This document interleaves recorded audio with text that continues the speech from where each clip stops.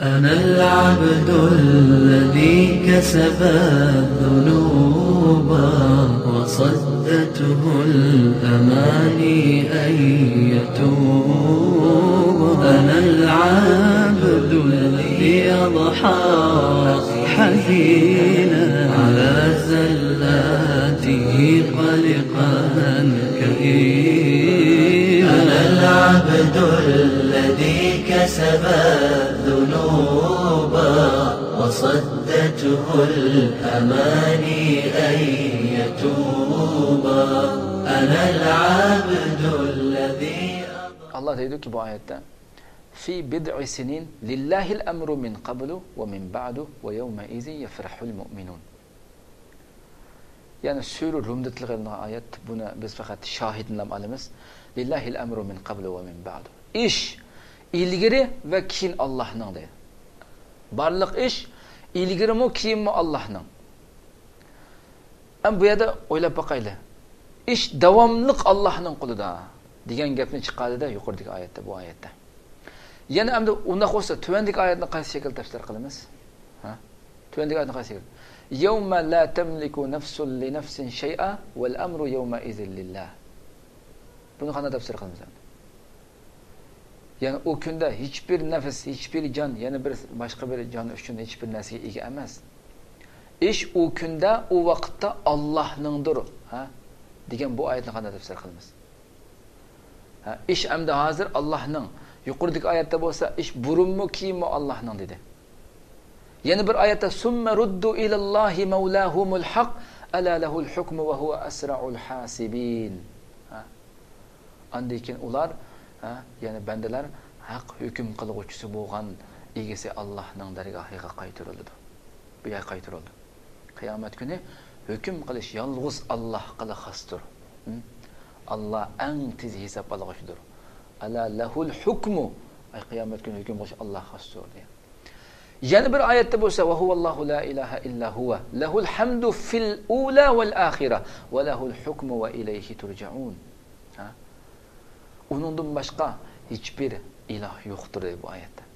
Lahul hamdu fil ula vel ahira. Dünya ve ahirette hamdu sana onunga xosdir. Allahga xosdir. Ve lahul hukmu hüküm onun üçündür. Hüküm onun xosdir. Onun dargohiga qaytirilisizlar degan bu oyat. Sura Qasasdagi. Qo'sham bu yerda acaba dunyoda hukm kim uchun? Kim uchun edi dunyoda? Dunyodami Alloh uchun emasmi hukm? Albatta Alloh uchun. Yana bir misal, "Valillahi g'aybus samawati val ardi va ilayhi yurja'ul amru kulluhu fa'budhu va tawakkal alayhi va ma rabbuka bighafilin amma ta'malun." Osmonlarning va zaminning g'aybi kimda? Lillahi, Allohga xosdir. G'aybni Allah, osmonlarning va zaminning g'aybi Allohga xosdir. Butkul ishning hammasi uningga qaytarildi, Allohga qaytarildi.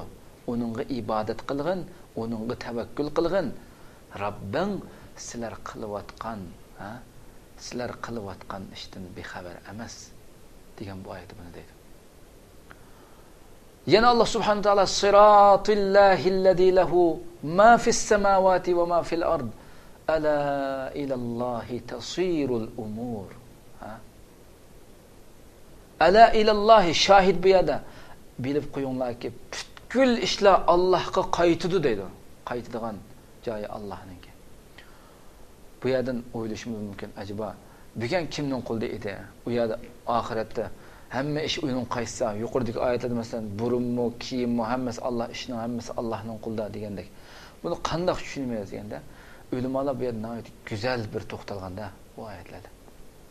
Deyishganki, al-haqiqatu annal amra bi yadillahi min qablu wa min ba'du. Wal haqiqa annahu ilayhi yurja'ul amru kulluhu da'iman. Haqiqatda butkul ish Allohning qo'lida. Ilgirimi, kiyimmi Allohning qo'lida. Ve barliq hüküm davomliq dunyodami va oxiratdami Allohning qo'lida barliq hüküm. Ha? Ve davomliq barliq ishlarning hammasi oxiratda ham emas, dunyodami Allohga qaytadi. Hamma ish Allohga qaytadi. Lekin kafirlar, g'afillar, dindan yiroq yuradiganlar, iymoni ojizlar amma buni dal aksini ko'radi dunyoda. Ko'rdiki, ishning palonining qo'lida, pustonining qo'lida ekanligini ko'radi dunyoda. Hukmning palonining qo'lida, pustonining qo'lida, pustoni tashkilotning, pustoni davlatning qo'lida deb qaraydi hukmni, saltanatni de. Ammo qiyomat kuni bo'lganda bo'lsa-ku, qiyomat kuni bo'lganda barliq mahluqlarning hammasi ishning Allohning qo'lida ekanligi, hukmning Allohning qo'lida ekanligi, hamma ishning Allohga qaytadiganligini qiyomat kuni hamma mahluq hammasi ko'radi.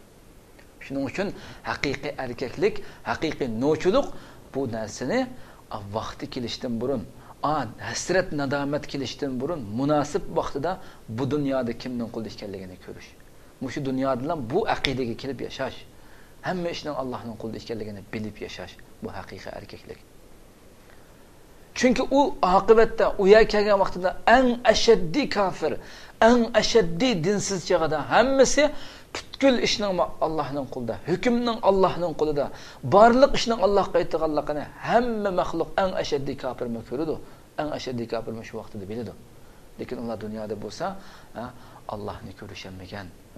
Hamma ishning Allohning qo'lida ekanligini, butkul tasarrufotning Allohning qo'lida ekanligini ko'rishaolmagan, balki uning o'rniga o'zlari mayli ismini atab desin, demasin, dunyoda Allohning o'rniga qo'yib olgan avliyolari, shu sheriklari, shu katta boshlarni ko'rib qolgan dunyoda. Shuning qo'ldan ish keladi, shu ashunda xalq qilib o'tadi, shu aziz qilib o'tadi deb qarab qolgan kishilar dunyoda.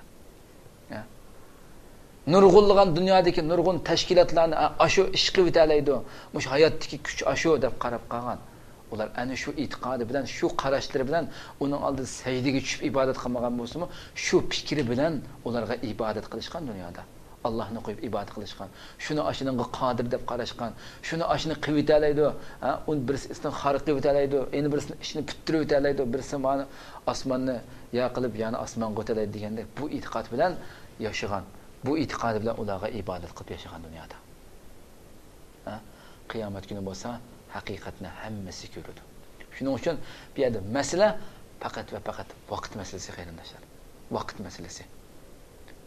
Shuning uchun haqiqatni biz munosib vaqtida, shu bizga o'lim tuyuqsiz o'lim kelmasdan burun qiyomat kuni shu barliq mahluqotlar bilan hasrat nadomatning kaynidan ko'may haqiqatni mushu dunyoda shu hasrat nadomat kelishdan burun dunyoda haqiqatni ko'rib, shu bo'yicha bundan foydalanib, bu iymon bilan yashab, bu iymonning natijasini dunyoda ko'rib yashab, oxiratda ham bundan foydalanishimiz kerak qarindoshlar. Bu haqiqiy erkaklik, haqiqiy no'chi musulmonlik bu qarindoshlar. كسب الذنوب وصدته الأماني أن يتوب أنا العبد الذي أضحى